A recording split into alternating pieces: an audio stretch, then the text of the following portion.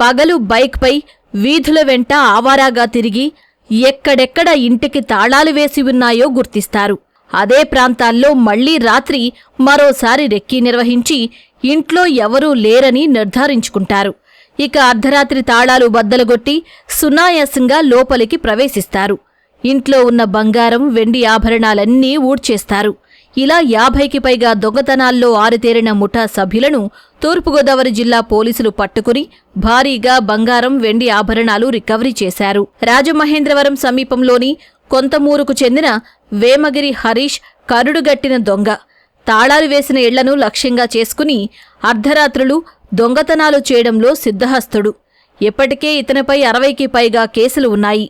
హరీష్తో పాటు మోర్తా వెంకటేష్, తణుకు దుర్గాప్రసాద్, బండి ధర్మరాజు సహా మరికొంతమంది కలిసి ఓ ముఠాగా ఏర్పడ్డారు.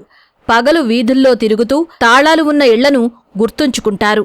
కొంచెం చీకటి పడిన తర్వాత అదే ప్రాంతానికి వెళ్లి ఆ ఇంటికి ఎవరైనా వచ్చారా లేదా అన్నది నిర్ధారించుకుంటారు. ఇంట్లో ఎవరూ లేరని తెలిసిన తర్వాత అర్ధరాత్రులు గోడ దూకి ఇంట్లోకి చొరబడతారు. తాళాలు పగులగొట్టి ఇంట్లో ఉన్నదంతా దోచుకుంటారు.